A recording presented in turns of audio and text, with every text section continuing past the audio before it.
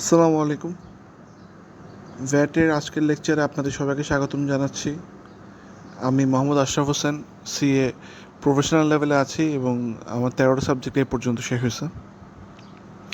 এবং এই ভ্যাট কোর্সটা আমি মেইনলি রান করতেছি সিএ স্টুডেন্টদের জন্য, কিন্তু ভ্যাট সম্পর্কে যে কেউ যদি জানতে চান তাদের জন্য এই কোর্সটা অনেক উপকারে দিবে। আমার কোর্সের ম্যাটেরিয়াল হচ্ছে সিএ প্রফেশনাল লেভেলের ট্যাক্সের বইটা এবং ভ্যাটের আইন, অ্যাক্টস, রুলস এটসেট্রা। এই ভিডিওর ডেসক্রিপশানে আমার ফেসবুক পেজ, ফেসবুক গ্রুপ এবং হোয়াটসঅ্যাপ গ্রুপের লিঙ্ক দেওয়া থাকবে, আপনারা ওখানে জয়েন করতে পারেন, তাহলে ভিডিওগুলো আপনারা আর্লি পাবেন। এছাড়া যে কোনো কোয়েশ্চেন থাকলে আপনারা কমেন্ট করে জানাতে পারেন। আর ভিডিওতে আজকে যদি নতুন হয়ে থাকেন তাহলে অবশ্যই আগের 15টা লেকচার দেখে আসবেন। নতুন করে আজকে 16 নম্বর লেকচার শুরু করলে আপনি কিছুই বুঝবেন না। তো থ্যাংক ইউ। আর সময় নষ্ট না করে আমরা সরাসরি আজকের লেকচারে চলে যাচ্ছি। আমরা আজকে পড়ব উইথহোল্ডিং ভ্যাট নিয়ে বা উৎসে মূসক কর্তন নিয়ে।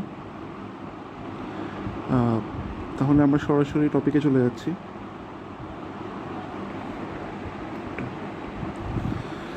আচ্ছা, প্রথমে আমরা ইউজুয়াল যে সেলস প্রসেস সেটা নিয়ে একটু আলোচনা করি।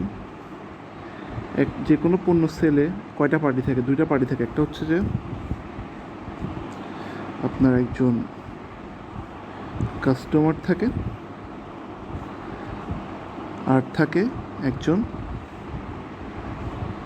সাপ্লায়ার। ঠিক আছে? সাপ্লায়ার কী করে? কাস্টমারকে পণ্যটা ডেলিভারি দেয়। কাস্টমার যখন বিল পেমেন্ট করে তখন সেখানে ভ্যাটটাও কিন্তু ইনক্লুডেড থাকে।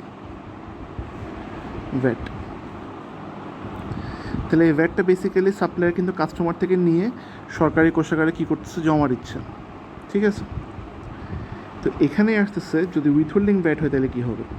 কনসেপ্টটা কি আমাদের?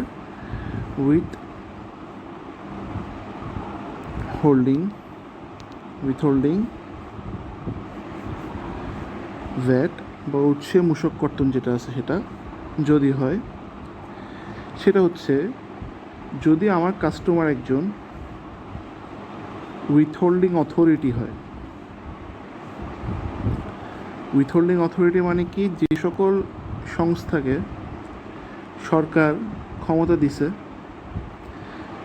বিশেষ এসআরও বলে, যে তারা উৎসে মূসক কর্তন করতে পারবে, সে সকল সংস্থা কী কী? কয়েকটা এক্সাম্পল আমি দিই, যেমন পাবলিক লিমিটেড কোম্পানি, সরকারি যেসব সংস্থা আছে সেগুলো, এই ধরনের বিভিন্ন সংস্থা আছে। আমরা এটা একটু পরে দেখব যে কোন কোন সংস্থা আছে। যে সকল সংস্থাকে সরকার এই অথরিটি দিছে সে সকল ক্ষেত্রে কী হবে? সে যখন এই বিলটা পেমেন্ট করবে তখন এই ভ্যাটটা সে সাপ্লায়ারকে দিবে না, সে ভ্যাটটা রেখে দিবে তার কাছে। পুরো প্রসেসটা কেমনে হয় আমি বলি। মনে করি আমার সাপ্লায়ার হচ্ছে এ, আর বি হচ্ছে আমার কাস্টমার। ঠিক আছে? এ বিকে 100 টাকা মূল্যের পণ্য সেল করলো, যেখানের মধ্যে আমার ভ্যাট হচ্ছে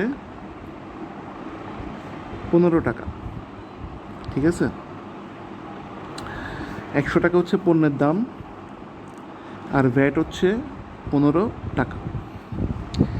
যখন সেল করছে তখনই কিন্তু এর উপর ভ্যাটটা পেয়েবল হয়ে গেছে। কারণ আমরা কি বলছি?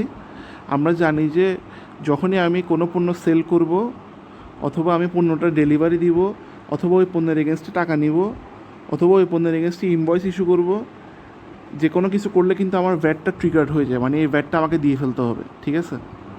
তাহলে একে কিন্তু তখন এই সেলসের ভ্যাটটা দিয়ে ফেলতে হবে, সঙ্গে সঙ্গে দিয়ে ফেলতে হবে।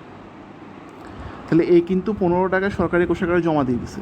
এখন নিয়ম হওয়ার কথা কী ছিল? যে বি যখন একে বিলটা দিবে তখন বি একে কী দিবে? 115 টাকা দিবে, ভ্যাট সহ দিবে। ঠিক আছে না? তো এ যেটা সরকারকে পেমেন্ট করছে ওইটা এ নিজে রেখে দিবে। তাহলে এটা ছিল নিয়ম। আমরা ভ্যাট সাইকেলটা কিন্তু প্রথম ক্লাসে দেখাইছি, আপনারা যারা বুঝতেছেন না লেকচার 1 দেখে নেবেন। কিন্তু এখানে যেহেতু উইথহোল্ডিং ভ্যাট, এখানে কি হচ্ছে তাহলে এ বিকে সেল করলো কয় টাকায়? 115 টাকায়। এবং যখন সেল করবে তখন এ কিন্তু বিকে ভ্যাট চালান দিতে হবে 6.3, মূসক 6.3 দিতে হবে।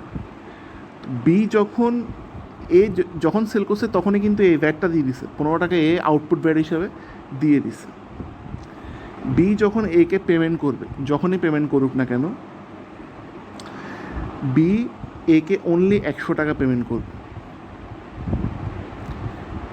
এই 15 টাকাটা বি একে পেমেন্ট করবে না, এটা বি উচ্ছে কেটে রাখবে এবং বি নিজে জমা দিবে। তাহলে বি কী করলো? এখানে উচ্ছে মূসক কেটে রাখলো। এটার এগেনস্টে বি একে প্রদান করবে একটা ফর্ম, সেটা হচ্ছে 6.6। এটাকে বলা হয় উচ্ছে করকর্তন সনদপত্র অথবা উইথহোল্ডিং ট্যাক্স সার্টিফিকেট। এই যে বি যে এ থেকে একটা মানে ভ্যাটটা যে কেটে রাখলো, এটার এগেনস্টে বি একে 6.6 প্রদান করবে।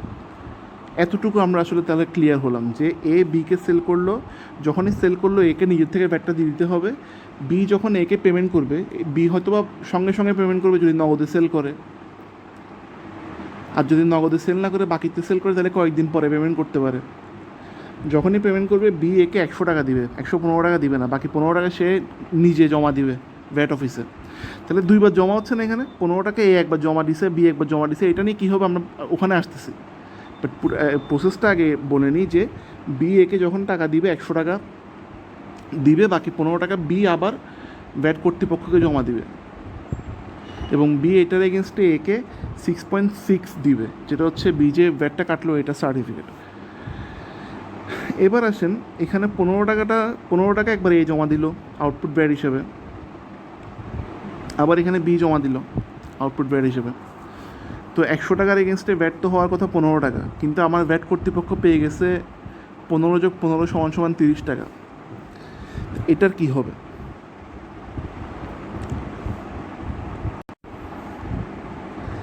এটার কি হবে আমি বলি।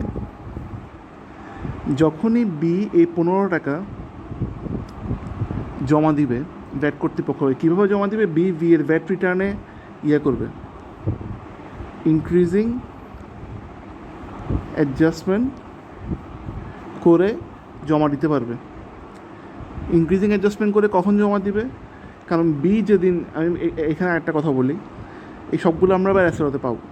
বি যেদিন একে পেমেন্ট করছে সেদিন কিন্তু ভ্যাটটা কেটে রাখছে, তাই না?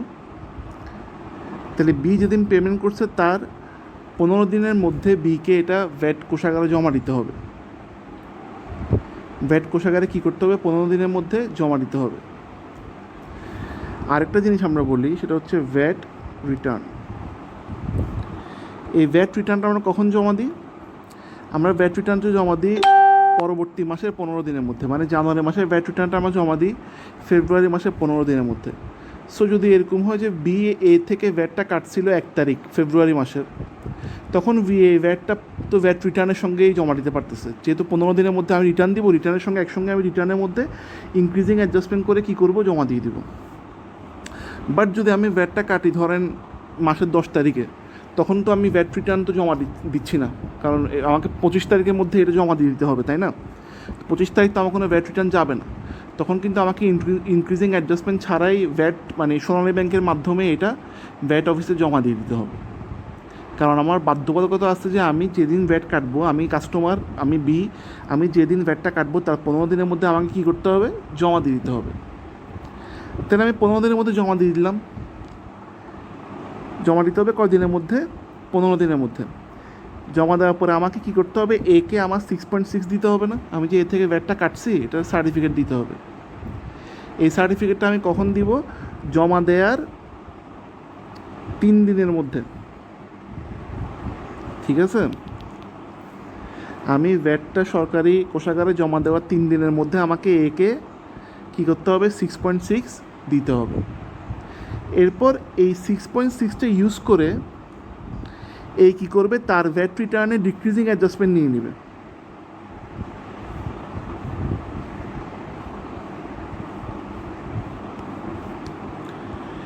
এ তার ভ্যাট রিটার্নে ওই 15 টাকা জমা দিচ্ছে না, এই যখন সে 6.6টা পেয়ে যাবে তখন সে তার ভ্যাট রিটার্নে এই 15 টাকা মাইনাস করে দিবে, মানে এই 15 টাকা যখনই পাবে তখন এটা মাইনাস করে দিবে। তাহলে আলটিমেটলি সে যে 15 টাকা জমা দিচ্ছিল সেটা কিন্তু সে ফেরত পেয়ে যাচ্ছে এবং বি জমা দিয়ে দিচ্ছে। সো সরকার কিন্তু ঘুরায় ফিরে 15 টাকায় পাচ্ছে।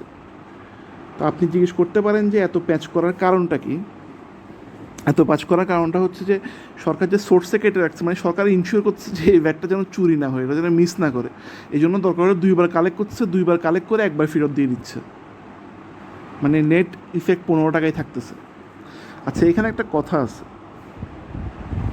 সেটা হচ্ছে আমি যে বললাম যে এটা ডিক্রিজিং অ্যাডজাস্টমেন্ট নিয়ে নিবে, মানে এটা ভ্যাটটা রিটার্ন নিয়ে নিতে পারবে। এটা কখন পারবে জানেন? এটা পারবে যেদিন সেল করছে, যেদিন সেল করছে তার পরবর্তী 6 মান্থসের মধ্যে, তার পরবর্তী 6 মান্থসের মধ্যে যদি এটা অ্যাডজাস্ট করতে পারে, মানে যদি 6 মান্থসের মধ্যে বি থেকে সার্টিফিকেটটা পায় 6.6, তবেই সে এটা ডিক্রিজিং অ্যাডজাস্টমেন্ট করতে পারবে। যদি 6 মান্থস পার হয়ে যায় এটা তামাদি হয়ে যাবে, মানে এটার কোনো অ্যাপ্লিকেবিলিটি থাকবে না, এই টাকাটা জীবনেও ফেরত পাবে না।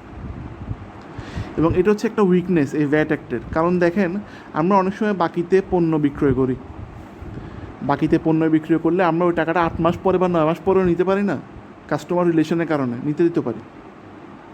কিন্তু এখানে যদি আমি আমার কাস্টমার থেকে 6 মাসের মধ্যে টাকাটা না নিই, কারণ দেখেন টাকা না নিলে কিন্তু ভ্যাট কাটার এই পোর্শনটা আসবে না, এবং আমার কাস্টমার ভ্যাট জমাও দিবে কখন? যখন আমাকে পেমেন্ট করবে তখনই তো কেটে জমা দিবে ভ্যাটটা।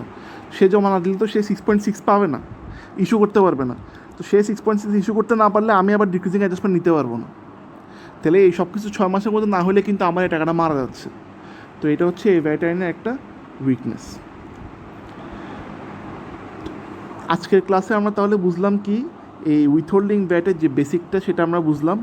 আমরা নেক্সট ক্লাসে উইথহোল্ডিং ভ্যাটের একটা এসআরও আছে, এসআরও নাম্বার 149, ওইটা দেখবো। ওইটা দেখলে আমাদের এই কথাগুলোই এসআরও নাম্বার 149-এ আছে, আমাদের ইনশাল্লাহ ভ্যাটটা ক্লিয়ার, মানে উইথহোল্ডিং ভ্যাটটা ক্লিয়ার হয়ে যাবে। Thank you.